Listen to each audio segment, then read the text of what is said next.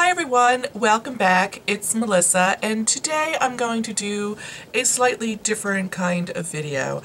I have to admit this is not my idea, and I'm sure other YouTubers have done this. I picked this idea up from Amelia Liana.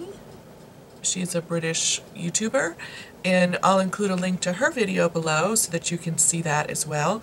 But she did some high-end beauty regrets, and I thought, wow, I have a couple high-end beauty regrets that I really feel like I should share with you. You buy things and you have very high expectations, and you know, I kind of feel like if a drugstore thing fails, okay, so I'm out some money, but if a high-end thing fails, you're out a lot more money, and it seems for some reason a little bit more serious.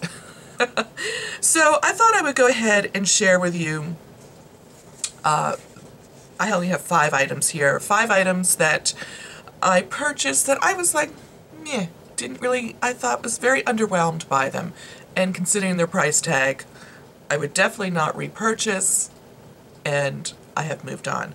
The first one I'm going to share with you, I have actually talked about a little bit on this channel, and it is, I think, probably kind of controversial because a lot of people really love this product. And this is the Hourglass Ambient Light Powder in Dim Light. And you can see I have hit pan on it because I am trying to use it up because I paid a lot of money for it. But I just don't really feel like it does anything. I put it on, I don't really see any subtle shine, I just don't see anything. And I don't really like it for an all-over setting powder kind of look either, so I've been so disappointed in this. So many people rave about it, and I've actually, you know, because so many people do rave about it, I've considered doing the smaller 3-pan palette. I'm like, no, you don't like this product. Why would you buy a 3-pan palette in other shades? Seriously. So I'm just trying to use this up, and what I find I am doing with this is, after I apply my brush, I just kind of, what did I just say? After I apply my blush, I hope that's what I said, I just go in with a fluffy brush and kind of go over and blend out that whole blush situation all together.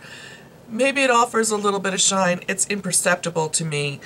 I feel like then it will kind of tone down if I've been a little heavy-handed with my blush, and so that's how I'm using it up. Kate thinks this is fabulous. I do not. So, my first product, which I think is fairly controversial. Next, I'm going to move on to a mascara. This is the Dior Iconic Overcurl. And, you know, I don't even remember why. I do remember why I bought this. I bought this because it had excellent reviews, and people said it really did help curl their eyelashes. And it has, you know, a really lovely brush. This is the kind of brush I really like. I found it does not curl my eyelashes. I think it has the opposite effect. I think it's a heavy mascara. I feel like it kind of pulls my eyelashes down. I get transfer, like, under my eyes from it. There's so little redeeming value to this. I actually just stopped using it, even though there was still plenty of product in it, and that just pains me when you're spending, you know, close to $30 on a mascara to just stop using it. But it's awful. I would never buy another. Frankly, I don't think I would ever buy another high-end mascara because there's so many great drugstore mascaras. You know, there's certain things that I think are really worth spending the money on, but mascara is not one of them. So, did not care for that. So the next thing, I'm just going to continue along with another Dior product. I picked up this quad from Dior. This is the Stylish Move Quad. I can remember reading and hearing about the Dior formula of eyeshadow and how it's really got just the perfect amount of shimmer for an older eye. If you have some crinkling around your eye, that this is a really great product for that. And I just don't really care for the formula of these shadows. I find they're kind of dry and hard. I don't know. I'm just underwhelmed by them. For the price tag on these, I just don't care for them. And while they have some really lovely shades here, I never reach for this, ever. I've used it maybe 2 or 3 times. I'm just really underwhelmed. And I feel like this pink has developed like a little spot of hard pan right here. And I can't imagine how that happened because I've hardly used it. So I often, look at these when I'm at Sephora and I think, oh, they're so beautiful. And I'm like, Melissa, step away from the Dior quads. It's like, don't do it. So I don't do it. I really, try not to get sucked in by the colors. There's so many other great eyeshadows out there that I'm like, why? Why put up with an inferior eyeshadow when there's so many wonderful ones in all kinds of price ranges? Okay, so the next 2 products are from YSL. And the first one I'm going to talk about is a Glossy Stain. Now, I generally really like the YSL Glossy Stains, but they released a whole line of like nudes. And I picked up this one in 101. It's like a violety kind of nude. I thought, it looked pretty on my hand, but it's like almost looks clear on my lips. There's just not enough pigment in here. And I'm mad that I spent the money on it because it barely shows up. It doesn't leave any kind of staining ability behind because there's no pigment in it. Whereas some of the other darker ones really do last really long and leave a nice stain effect behind.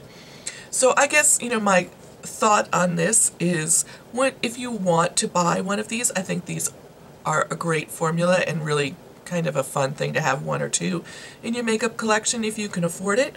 But be a little more selective about the color and make sure you get one that has enough pigment in it. I would steer clear of the nude range that they offer in this particular formula. And the last product I want to talk about is the YSL Baby Doll Kiss and Blush. And this was a product that they released that was supposed to be multi-purpose. And that kind of gets me. I like the thought of a multi-purpose product. And you're supposed to be able to use this on your cheeks and on your lips. I think it's a nice product for the cheeks. It shears out nice and it dries to a nice soft finish. But it is pretty awful on the lips. It's too dry. It doesn't, I don't know, it's just not the right texture for the lips. It dries almost powdery down on the lips, and this particular color is really god-awful on my lips, so I never reach for it for my lips and barely think about it for my cheeks. So I really do wish that I had not picked this up. This might be a similar case where maybe if you get a darker color, it'll work, but here's the rub. Darker enough for your lips is probably too dark for your cheeks, and vice versa. So I think moving forward, I will always be suspicious of a product that says, oh, and you can use it here, here and here. I'm thinking, probably not. So, I was sorry I spent the money on this. So, if you have any high-end beauty products that you purchased that you were disappointed in, I'd love to hear about that, and maybe others would like to read about that as well. I do try and keep things fairly positive on this channel, but I think it's also good to share when things fail, because you know, not everything can be a winner, and not everything that works for you is going to work for me, or vice versa, but I really felt that these are just total misses in my opinion, and if I could rewind time and go back, I would not purchase them. So that's, I think, pretty telling to you, and I hope useful to you, and let me know if you have anything that falls into that category for you. So if you liked this video, please give it a thumbs up, and I hope you will hit the subscribe button and join me for future videos, and I will see you real soon. Take care. Bye.